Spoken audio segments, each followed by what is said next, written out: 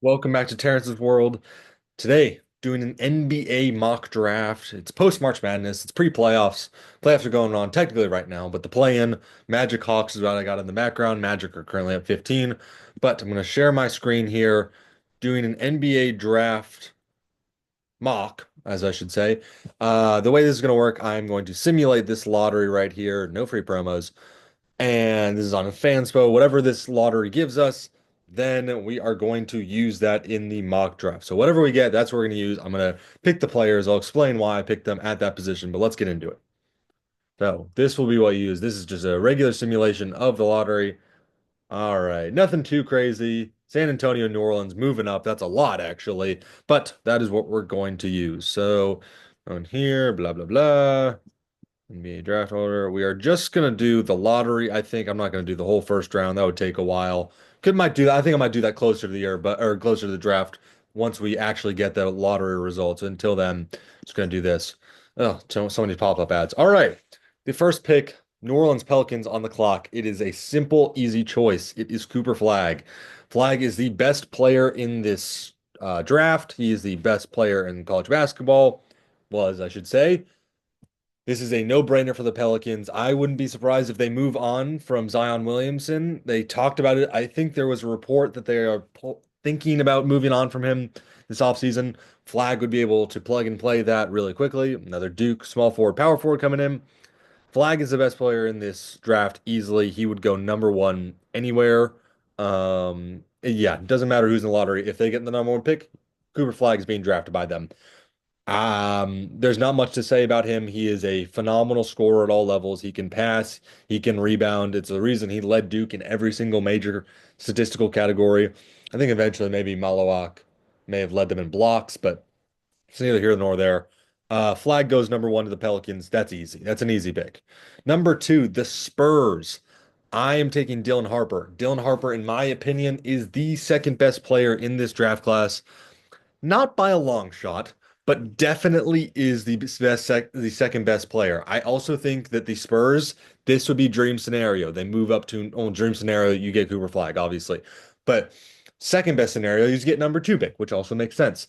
You put a guy like Dylan Harper in that system. He's a facilitator. He can score the ball well.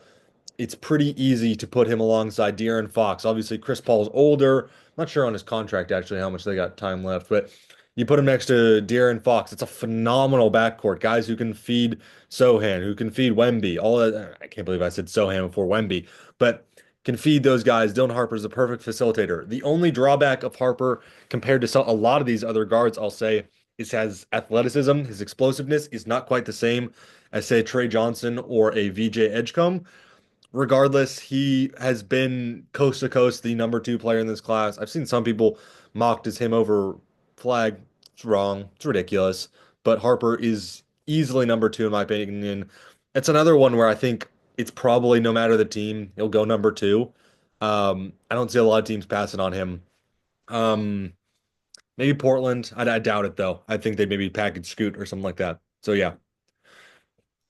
Now, this is a tougher one. It gets a little difficult here. I've seen this one a lot. I've done a lot of these like mocks. I've done these a lot of simulations because obviously last year Jazz took Ace Bailey. He's right there. They took Cody Williams. You got Lauri Markkanen. You got John Collins. Although he might leave in free agency. They need a lot of help. They need a lot. I'm just kind of looking through through all their players. Taylor Hendricks, obviously. Keontae George, solid player. I am not sure if they'll go for a forward like Bailey is the thing. I could see them taking an Edgecombe. I could see them taking a Trey Johnson. Also a Jeremiah Fears. I really like him a lot. I think in this scenario, if it falls to the three, if they get three, I don't think they'll take, yeah, they won't take Fears that high. I do think they'll take Edgecombe though. Take a guard. He is explosive, one of the most explosive players in this draft class. He shoots the ball pretty decently, attacks the rim really well, shoots 78% from free throws.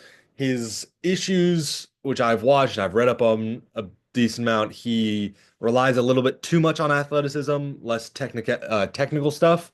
And that could be a drawback in the NBA where everyone is explosive and is an elite athlete, a little different than college. I still think that he has some of the highest potential in this class for sure, based off that athleticism alone. Little undersized for a shooting guard. I do think he could transition to that point guard role, or maybe he could play alongside in the backcourt with Keontae George, with a Colin Sexton, with an Isaiah Collier, because I think Collier, he'll run the point guard. He is the guard point guard of the future of that team, obviously. Maybe Keontae George. It depends what you classify him as, because he's more of a combo, in my opinion. But Collier's a great facilitator. Edgecombe's a great scorer. I think they could work really well together in a backcourt together. Here we go. The 76ers.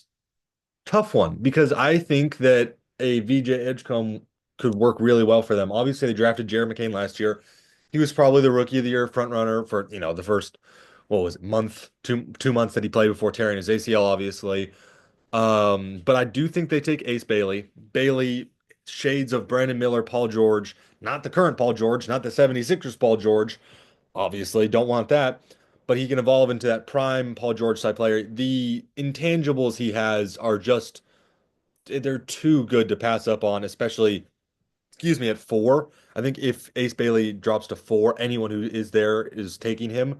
He is a phenomenal not off the ball, catch and shoot guy. He struggles a little bit on pull-ups, but he's an explosive athlete. He rebounds well, as you can see. He's tall, he's fast for a 6'10 guy, for a forward.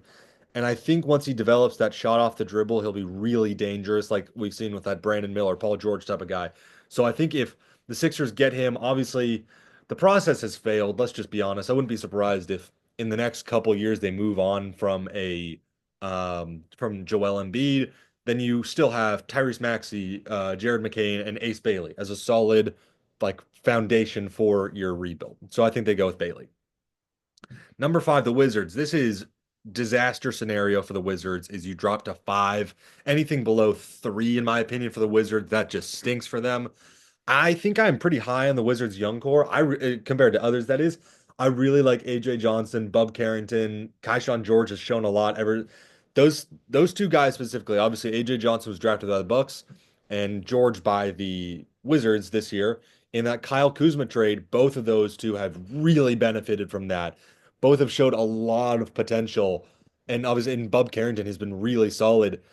It's the underrated young core. And then one of the least talk this draft class, Reese Hasher and Alex Sarr, they just do not get talked about enough, especially for the number one and two overall picks. They are very solid together. So I've obviously it has this team needs thing here. I'm not obviously going to take a center along. You're not going to take a center alongside a Reese Hasher, or excuse me, a Alex Sarr. Um, I do think they have a lot of shooting guards. They have a lot of I didn't even mention Jordan Poole. They have a lot of shooting guards. They have a lot of small forwards. I don't think they'll take a Trey Johnson, even though they could use that bona fide scorer. I don't think they'll take a Malawach or a Derek Queen. A Con Knipple is an interesting guy. Obviously you have Corey Kispert, Kaishawn George is around there.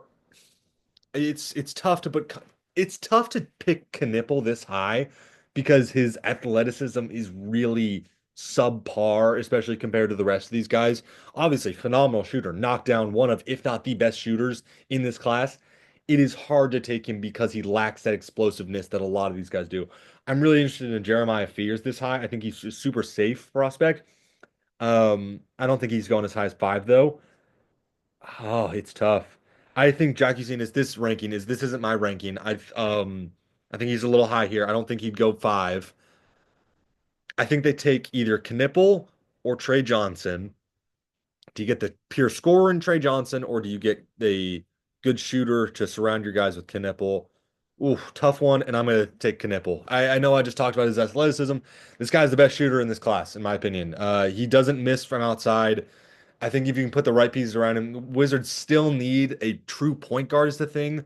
I forgot to check their later picks, but they still need a point guard who can facilitate, get these guys the ball. But I like put the idea of putting shooters around a guy like um Sar. They're pretty stacked now at that shooting guard small forward from a young perspective. Obviously, I mentioned all the guys, Carrington, George, and Johnson. Now you put Knipple. It's a really pretty deep room like it's a football. It's football.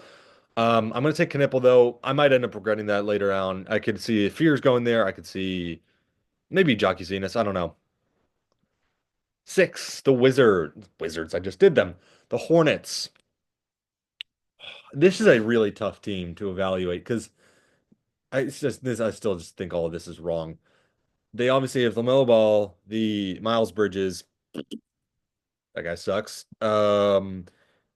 It's a very. I'm just looking through the team. Brandon Miller, fantastic young guy. Salon hasn't really been that great yet.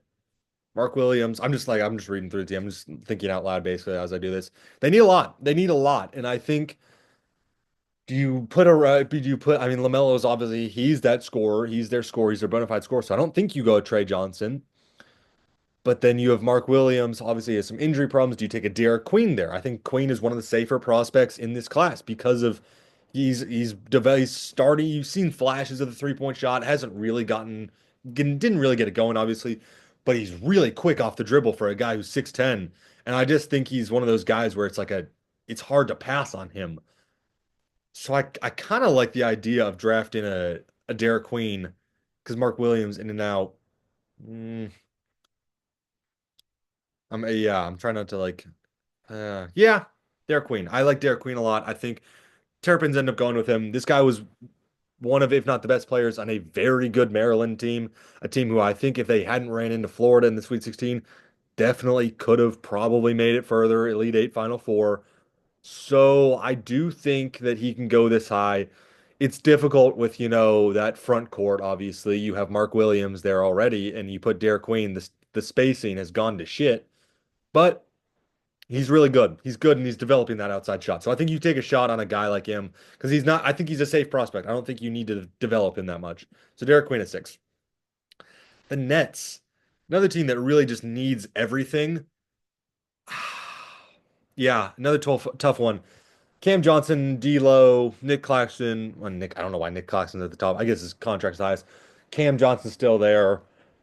So I don't think you go with Trey Johnson because of the scoring. Trey Johnson could go anywhere from 3 to like 9 in my opinion. He's such a good scorer and nothing else is the problem. But he's so good at just getting you a bucket. If you need a bucket, I think maybe no, not even Cooper Flag. I think I'm taking Trey Johnson over anyone in this class to get me a bucket when I need one. Obviously, he struggled in some games, but I'm taking him over a lot of people. Anyways, Jockey Cenas, no, that's a little high. Fears. I'd go Jeremiah Fears. Yeah. As I've mentioned, he's a safe prospect. He can score inside. He can shoot.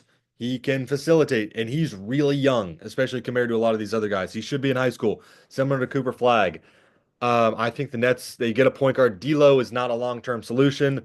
He just wants to chuck up a lot of shots, not win basketball games. I think Fears is like a win-hungry guy.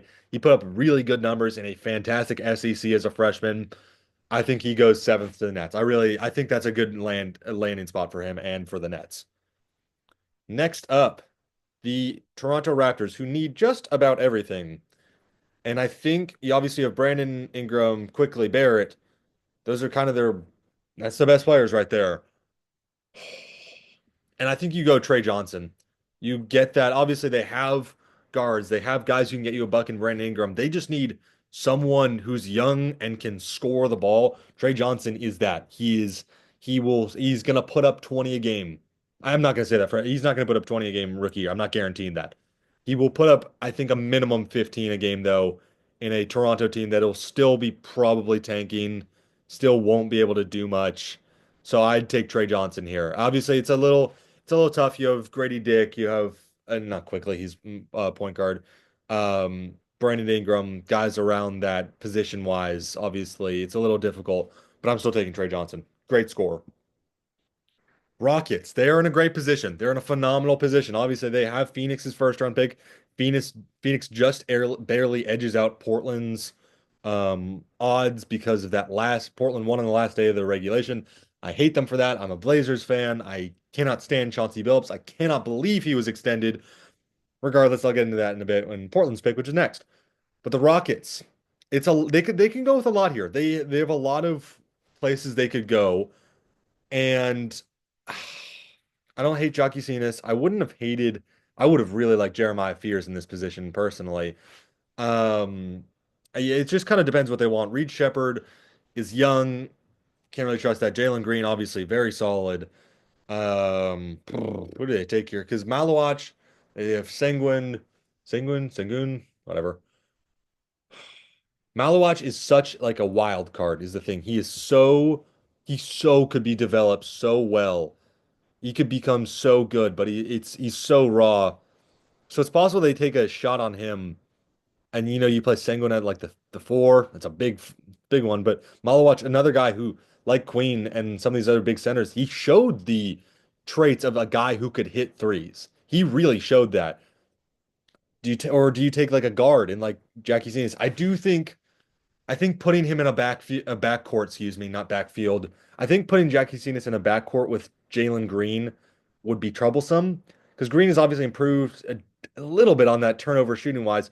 Jackie Cenas struggled with turnovers. I was reading on this, he had 4 games where he had more turnovers than field goals made. And as the season kind of progressed, his numbers went down. So it is a little crazy to me that he's this high on this ranking. Um, I think putting him in a backcourt with Jalen Green is troublesome. Asa Newell kind of makes sense. Put him alongside Sengun. Obviously, Jabari Smith, Amen Thompson. I'm taking Malawach, and I think you bank on him really developing well because it's a very hit or miss guy. Obviously, he showed the flashes at Duke of like a 15 and 10 guy who can hit outside, but it's tough because he had, was it 0 rebounds or 1 rebound in the national title, not national title, against Houston, the Final Four. He had a really poor game as someone who's 7'2". He had more made field goals than rebounds, and that's ridiculous. So it's tough, but I think the Rockets go with him.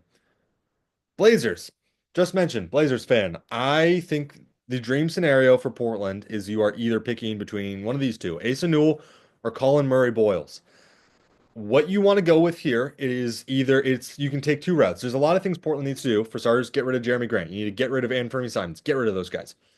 Then you load at the power forward position. It's one of those two. I think if you are Portland, and either one of these two falls to you, you're really happy at 10 days. If you move up, you can think other things. But Newell and Murray Boyles. Let's talk about both of them. Newell is pretty raw, but he showed a lot of flashes. Averaged 15 and 8. He can rebound. He is a little small though. He's skinny for a guy who's 6'11 and plays power forward. That being said, he rebounded well. He showed flashes that he can shoot. Shot just under 30%, made 36 threes on the season, I want to say. But there are instances of him avoiding contact, of him not being great down low. I do think he could work really well with Donovan Clingan because Clingan really so far has only showed he can be deep in the paint, block shots, get those rebounds. So I think if there's a guy already down there who's so big and who can be that physical, then you can take a shot on a guy like Newell who can progress, who can become better as a scorer, who can progress outside and give you another level. Murray Boyles, on the other hand, is kind of the opposite. He can really only score from outside, or excuse me, inside.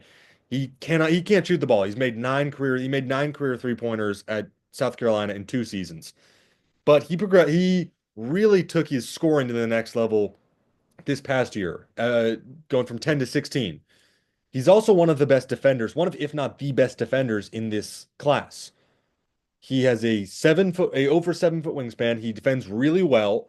You place him next to a Chimani Kamara, that's a dangerous forward combination of defense. That is a really hard young core to get by. So for Portland, it's either do you want to take the guy who can develop scoring wise and rebound wise, or do you take the guy who is a proven rebounder and defender, but doesn't give you as much on the scoring end? It is a really tough position for Portland to be in, but it's a good one. It is a very good position to be in. At the end of the day, if I was a GM of the Blazers, I'm taking Newell. I think overall he can progress and be that scorer.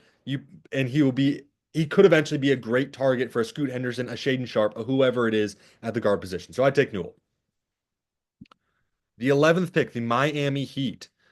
Another team that could use a decent amount. Now, they don't, in my opinion, have a true point guard. I was looking at the depth chart because I really was a little confused on who was running the point for them, and it's Tyler Hero is who's listed as a point guard on ESPN as their on their depth chart. And I find that fascinating because that's not no. Terry Rozier obviously still there. Davion Mitchell, kind of a bust. I don't think they take a center. You don't take someone, obviously not a center. It's not really anyone on this list. But a Colin Murray Boyles kind of makes sense here. Obviously, Bam Adebayo's is at center. You pair those two up in the front court. That's a really good defensive front court. Plus, Kel'el Ware, of course, he's shown a lot as a rookie. Shown a lot of flashes, I should say. He's been good. So I think they could take Murray Boyles. Jackie Zenas kind of makes sense. Point guard. I'm taking Colin Murray Boyles though. I think he fits into that really well. He's a good. It's they now have a very solid front court future because obviously Bam still decently young, still has a solid contract, has a lot of time left to play. But you also have where Murray Boyles, if anything ever happens to Bam, God forbid. All right, the Dallas Mavericks, number 12. Obviously, well, Nico Harrison is that general manager. It's hard to trust anything he'll do after Luka, obviously, but also a good position to be in. I think I've seen some reports that they want to sign Kevin Durant this season. That may be difficult. That may be difficult to pay him, but it's still a very solid team, is the thing. They're struggling with injuries. I think if I were them, I would take Igor Demin. I think this guy is not unproven. He showed flashes at BYU. Obviously, the internet coming over from international, he can shoot real well. He showed flashes. He struggled at times, but he can shoot real well. The reason I think Dallas could take this guy, you know who they currently have at shooting guard? Klay Thompson, one of, if not the second best shooter of this generation, third best. I'm putting him behind Damian Lillard. I'm a homer. Take Demon, excuse me, put him behind Klay Thompson. He can develop. He can learn to be a better shooter. So I'm taking Demon right here. I think he fits into that plan. Dallas is now kind of an older team is the problem. Obviously, PJ Washington's still decently young. Obviously, Derek Lively, but Anthony Davis, Kyrie Irving getting on the older side. Klay Thompson, of course, too. So if I think you want a young guy who can shoot, a young international guy who can shoot, not like they traded someone like that away, you take Demon. So I like that pick a lot for Dallas, actually. The Bulls. What do the Bulls not need? I feel bad for Bulls fans. Jerry Reinsdorf has them and the Hawks, of course, are in play in hell. They are always there every single year. They're playing tomorrow.